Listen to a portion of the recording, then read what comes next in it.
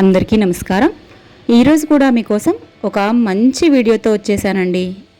ఆ వీడియో ఏంటంటే గురుగ్రహ దోష నివారణ కోసం మనం ఏం చేయాలి అనే విషయాన్ని ఈ వీడియోలో మీకు చెప్పబోతూ ఉన్నాను.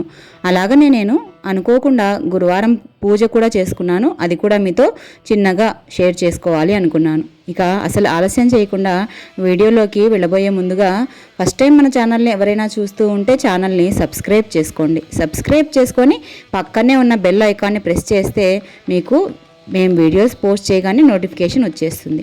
అలాగనే వీడియోలు నచ్చితే ఒక చిన్న లైక్ చేయండి. మీరు లైక్ చేయడం ద్వారా చాలామందికి వీడియో అనేది షేర్ అవుతుంది. ఇక ఈరోజు వీడియోలోకి వెళ్ళిపోదాం. గురుగ్రహ దోష నివారణ కోసం మనం ఏం చేయాలి అంటే దక్షిణామూర్తి స్తోత్రాన్ని చదువుకోవాలి. అసలు దక్షిణామూర్తి విగ్రహాన్ని మనం పరిశీలించినప్పుడు ఒక మర్రి చెట్టు కింద కూర్చుని ఒక కాలు రాక్షసుణ్ణి తొక్కిపట్టి ఉంటుంది, మరో కాలు పైకి మడిచి ఉంటుంది. చుట్టూ ఋషులు కూర్చుని ఉంటారు. ఈ భంగిమలోని ఆంతర్యం ఏమిటో మనం ఇప్పుడు తెలుసుకుందాం. బ్రహ్మ యొక్క నలుగురు కుమారులైన సనక, సనందన, సనాతన, సనత్కుమారులు బ్రహ్మజ్ఞానం కోసం అనేక రకాలుగా తపస్సును ఆచరించారు. అయినా వారికి అంతుపట్టలేదు. వారు చివరికి పరమశివుని దగ్గరికి వెళ్ళి తనకు పరమోత్కృష్టమైన జ్ఞానాన్ని ప్రబోధించాల్సిందిగా కోరారు. అప్పుడు శివుడు ఒక మర్రి చెట్టు కింద కూర్చున్నాడు. ఆయన చుట్టూ నలుగురు ఋషులు కూర్చున్నారు. శివుడు ఒక్క మాట కూడా మాట్లాడకుండా ఆ యోగ భంగిమలోనే కూర్చున్నాడు. ఋషులందరికీ అనుమానాలన్నీ వాటంతట అవే తొలగిపోయి జ్ఞానోదయం అయిపోయింది. ఈ రూపాన్నే మనము దక్షిణామూర్తిగా హిందూ పురాణాల్లో వర్ణిస్తూ ఉంటాం.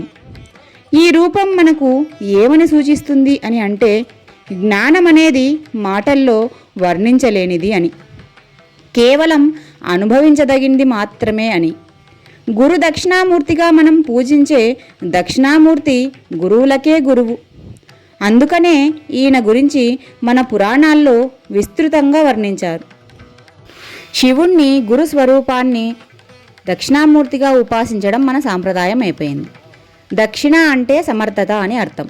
దుఃఖాలకు మూల కారణం అజ్ఞానం. అలాంటి అజ్ఞానం నాశనమైతేనే దుఃఖాలన్నీ తొలగిపోయాయి. దుఃఖాలను శాశ్వత నాశనాన్ని కలిగించేది దయాదాక్షిణ్యం.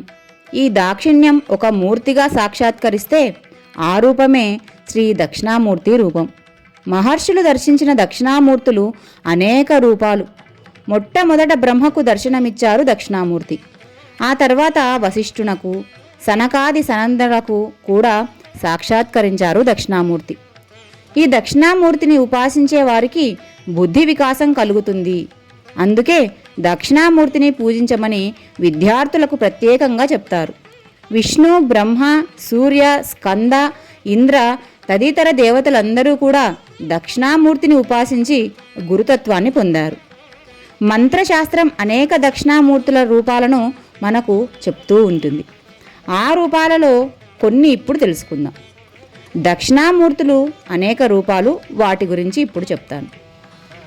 శుద్ధ దక్షిణామూర్తి, మేధా దక్షిణామూర్తి, విద్యా దక్షిణామూర్తి, లక్ష్మీ దక్షిణామూర్తి, వాగీశ్వర దక్షిణామూర్తి, వటమూల నివాస దక్షిణామూర్తి, సాంబ దక్షిణామూర్తి, హంస దక్షిణామూర్తి, లకుట దక్షిణామూర్తి, చిదంబర దక్షిణామూర్తి, వీర దక్షిణామూర్తి, వీరభద్ర దక్షిణామూర్తి, కీర్తి దక్షిణామూర్తి, బ్రహ్మ దక్షిణామూర్తి, శక్తి దక్షిణామూర్తి, సిద్ధ దక్షిణామూర్తి. ఇలాగా అనేక రూపాలలో మనకు దక్షిణామూర్తి స్వరూపం కనిపిస్తుంది. ప్రధానమైన ఈ 16 మూర్తులలో వటమూల నివాస దక్షిణామూర్తినే వీణా దక్షిణామూర్తిగా శాస్త్రం మనకు చెప్తుంది. ఇందులో ఇప్పుడు మనకు విద్యార్థులకు ఏ దక్షిణామూర్తిని పూజించాలి అనేది తెలుసుకుందాం. భస్మాన్ని అలుముకున్న తెల్లనివాడు, చంద్రకళాధరుడు, జ్ఞానముద్ర, అక్షరమాల, వీణ పుస్తకాలను ధరించి యోగముద్రుడైన స్థిరుడైన వాడు, సర్పాలను దాల్చిన కృత్తివాసుడు, పరమేశ్వరుడైన దక్షిణామూర్తి. తెలివిని, విద్యను, మంచి బుద్ధిని ప్రసాదిస్తాడు ఈయన. పైన వివరించిన దక్షిణామూర్తులలో మనకు మేధా దక్షిణామూర్తి విద్యార్థులకు చదువును ప్రసాదిస్తాడు. సరస్వతీదేవి తరువాత విద్యాబుద్ధుల కోసం మన హిందువులు కొలిచే దైవము మేధా దక్షిణామూర్తి. మేధా దక్షిణామూర్తి చలువతోనే పిల్లలు చక్కటి విద్యావంతులై జీవితంలో సుఖ సంతోషాలను సొంతం చేసుకుంటారు. చిన్న పిల్లలకు చదువు దగ్గర నుండి సంపద అంటే ధనము, పెద్దలకు మోక్షము వరకు దక్షిణామూర్తి ఇవ్వలేని సంపద విద్య లేదు. సంపదకు మోక్షమునకు అధిష్టానము అయి ఈ దక్షిణామూర్తి ఉంటాడు. మరి ఇలాంటి దక్షిణామూర్తి స్తోత్రాన్ని మనము పిల్లలకు ప్రతిరోజు కూడా పారాయణం చేయమని చెప్పాలి. వారు పారాయణ చేసే సమయం లేనప్పుడు కనీసం వారి తల్లిదండ్రులైనా సరే రోజు ఈ పారాయణం చేయాలి, లేదా కనీసం మనము వాళ్ళకి వినిపించడమైనా చేయాలి. విద్యార్థులు ఉదయాన్నే శ్రీ దక్షిణామూర్తి వారి రూపాన్ని కొద్దిసేపు తదేకంగా చూడడం వలన వారికి బుద్ధిమాంద్యం తొలగిపోయి పరిశీలనా దృష్టి మెరుగుపడుతుంది.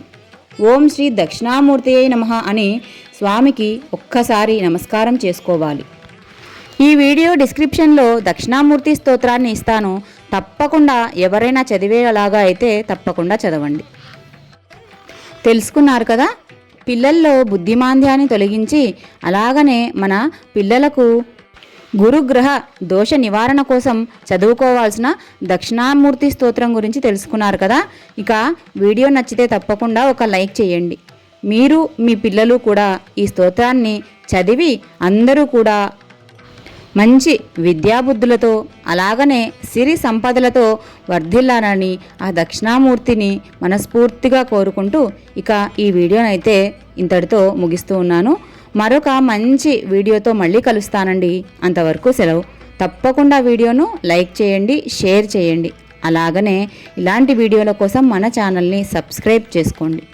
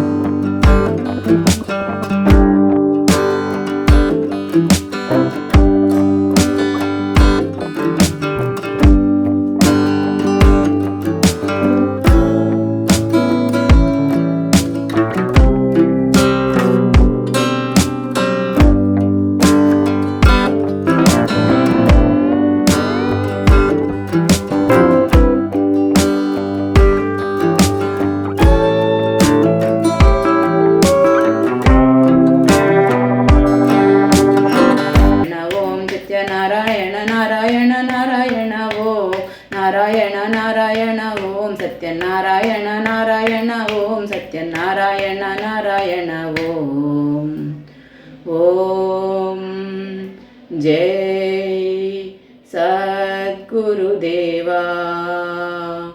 ओम शांति शांति शांति। समस्तलोका सुखिनो भवन्तु। समस्तलोका सुखिनो भवन्तु। समस्तलोकाः सुखिनो भवन्तु। जय बोलो श्री सत्य साई बाबा जी की जय। ओम साईश्वराय विद्महे सत्यदेवाय धीमहि तन्नः सर्वः प्रचोदयात्।